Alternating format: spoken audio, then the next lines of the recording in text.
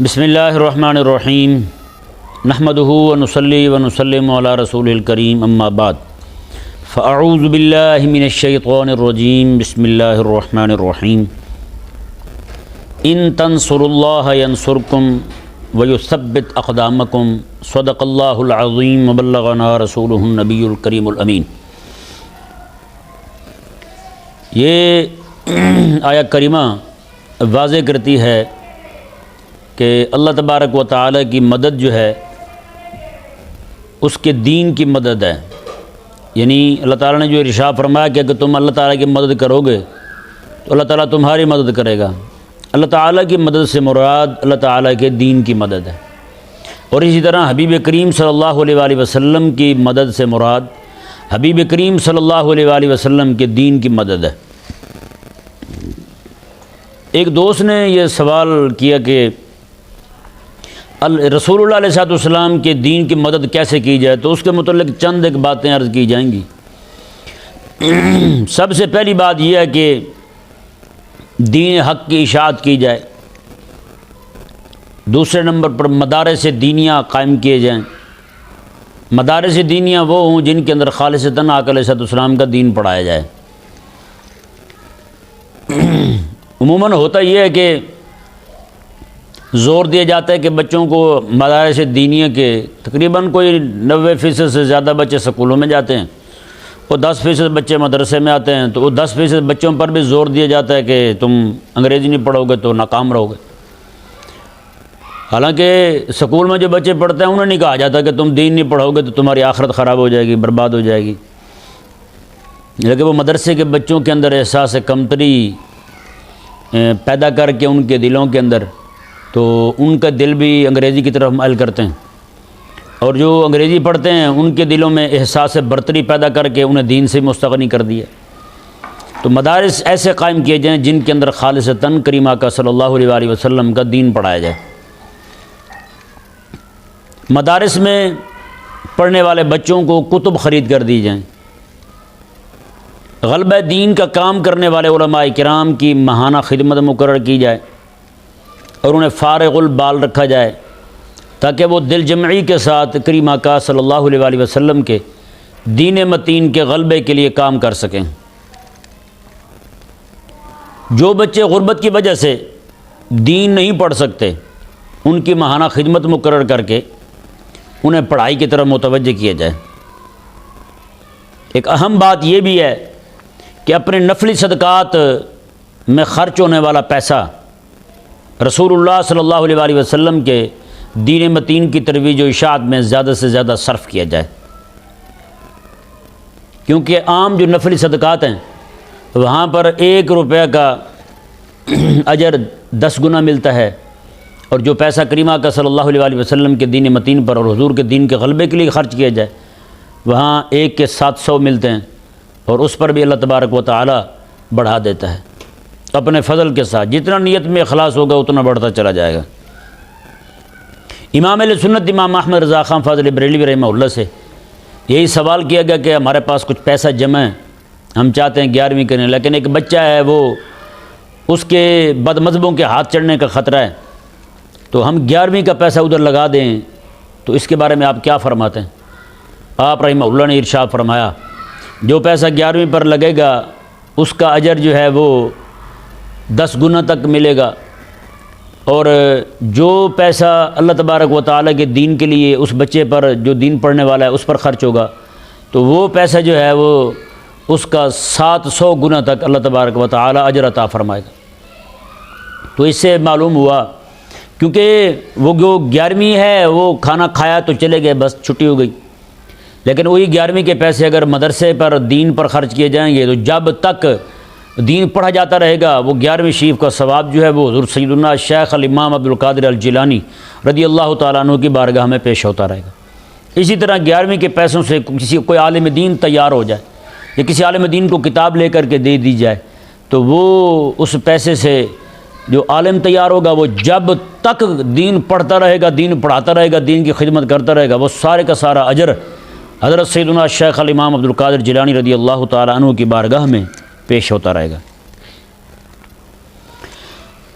ایک نقطہ یہ ہے کہ ایسے غریبوں کا پتہ کیا جائے جن کا ایمان لوٹنے کے لیے قادیانی مرزائی دجال جو ہیں وہ ان کو پیسے دے کر کے ان کا ایمان ضائع کر رہے ہیں۔ آپ ان کا پیسہ، ان کو غریبوں کو پیسہ دے کر کے جو غربت کی وجہ سے ان سے پیسہ لے رہے ہیں، آپ ان کو پیسہ دیں، ان کے ایمان کو بچائیں، ان کے دین کو محفوظ کریں۔ جتنے اہل اسلام، مسلمان نوجوان بوڑھے اسلام کی خدمت کی وجہ سے جیلوں میں قید ہیں، ان کی رہائی کے اسباب مہیا کیے جائیں، اور ساتھ ساتھ جب تک وہ رہا نہیں ہو جاتے ان کے گھروں میں ماہانہ خدمت جو ہے وہ پہنچائی جائے۔ یہ جب ان کو دیں تو اپنا احسان نہ سمجھیں، ان کا احسان سمجھیں کہ ان کے ایک نوجوان نے، ایک بندے نے کریم آقا علیہ السلام کے دین کے لیے قربانی دی ہے تو وہ آج جیل میں ہے، تو آپ وہاں ان کی جو خدمت کر رہے ہیں یہ ان کا احسان ہے کہ آپ سے قبول کر رہے ہیں۔ اور اسی طرح جتنے بھی نوجوان غلبہ دین کے لیے کام کر رہے ہیں یا کام کرنا چاہتے ہیں لیکن غربت کی وجہ سے ان کے ہاتھ خالی ہیں تو وہ کچھ کر نہیں سکتے، ان کے ہاتھ مضبوط کیے جائیں۔ آپ وقت نہیں دے سکتے، جس کے پاس وقت ہے اسے آگے کیا جائے کہ میں وقت نہیں دے سکتا، ہاں میرے پاس پیسہ ہے تو لہذا آپ آگے بڑھیں اور دین کا کام کریں۔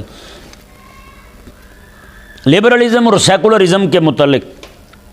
جو علماء کام کر رہے ہیں ان کے ساتھ کھڑے ہوں، ان کے ساتھ تعاون کریں۔ موجودہ دور کا سب سے بڑا فتنہ لبرلزم اور سیکولرزم ہے، اس کے خلاف جو کھڑے ہیں ان کے ساتھ آپ کھڑے ہو جائیں، ان کی خدمت کے لیے آپ کھڑے ہو جائیں۔ آپ نہیں لکھ سکتے، جو لکھ رہے ہیں ان کے ساتھ کھڑے ہو جائیں۔ آپ نہیں بول سکتے، جو بول رہے ہیں آپ ان کے ساتھ کھڑے ہو جائیں۔ اور اسی طرح کر کے اپنے ملنے والوں، اپنے رشتہ داروں، احبا، جہاں تک ہو سکے سب کو دین متین کی بالادستی اور دین متین کے غلبے کے لیے، کفر کی مغلوبیت کے لیے ان کا ذہن بنائیں، جہاں تک ہو سکے یہ پیغام پہنچائیں۔ خود بھی جہاں بیٹھیں یہی بات کریں اور لوگوں کو بھی یہی تلقین کریں، جہاں بیٹھیں رب تبارک و تعالیٰ کے کلمے کے اونچے ہونے کی بات کریں۔ مزارات اولیاء پر ہونے والی خرافات کو ختم کرنے کے لیے کوشش کی جائے، جتنا ہو سکتا ہے۔ جو سجادہ نشین ہیں آج کل کے، ان کے قریب ہوا جائے، انہیں جا کر کے سمجھایا جائے، انہیں دین کا درد ان کے دلوں میں منتقل کیا جائے اور انہیں ان خرافات سے بچنے کی اور انہیں آخرت کا ڈر دلایا جائے، آخرت کا خوف ان کے دلوں میں پیدا کیا جائے، تاکہ وہ لوگ جو ہیں ان چیزوں کو چھوڑ کر کے اپنی خانقاہوں میں اصلاحات قائم کر سکیں۔ اور اسی طرح مزارات اولیاء، اللہ تبارک و تعالیٰ کے اولیاء اللہ کے جو مزارات ہیں ان پر بھی آج بہت زیادہ بے دینوں کے قبضے ہیں۔ کوشش کر کے اہل سنت کا وہاں غلبہ قائم کیا جائے، اہل سنت وہاں غلبے میں ہوں، تو اس کے لیے بھی جد و جہد کرنا یہ بھی دین متین کی خدمت ہے۔ مدارس دینیہ کے ماہانہ فنڈ مقرر کیے جائیں،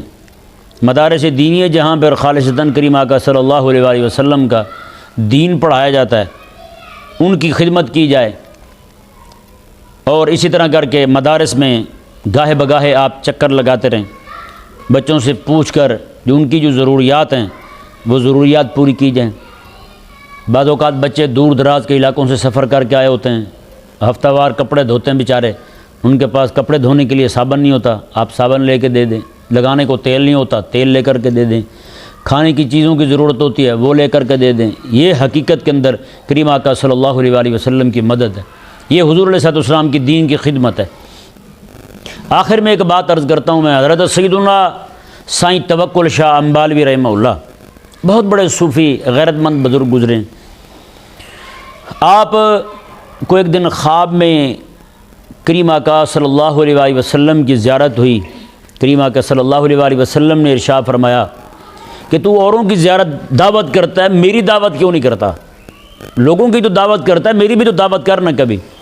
یہ بیدار ہوئے، سارا دن سوچتے رہے کہ آخر آقا علیہ السلام کی دعوت کیسے کی جائے۔ تو انہوں نے بہت پرتکلف دعوت کی،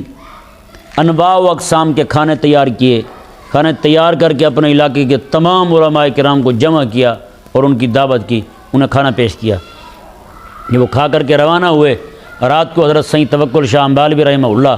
سوئے تو خواب میں کیا دیکھتے ہیں؟ لجپال کریم آقا صلی اللہ علیہ وآلہ وسلم تشریف فرمائیں اور آقا علیہ السلام ارشاد فرماتے ہیں کہ ہم نے تیری دعوت کھائی ہے، تیری دعوت میں بڑا مزہ تھا۔ اللہ اکبر کبیرہ۔ یہ کریم آقا صلی اللہ علیہ وآلہ وسلم کے دین کے خدام جو ہیں ان کی خدمت کا اجر ہے، ان کی دعوت حقیقت میں آقا علیہ السلام کی دعوت ہے، ان کی خدمت حقیقت میں آقا علیہ السلام کی خدمت ہے۔ دین کے طلبہ جو ہیں مدارس دینی میں پڑھنے والے، ان کی خدمت حقیقت میں کریم آقا صلی اللہ علیہ وآلہ وسلم کی خدمت ہے۔ اللہ تبارک و تعالی ہمیں سمجھنے کی توفیق عطا فرمائے۔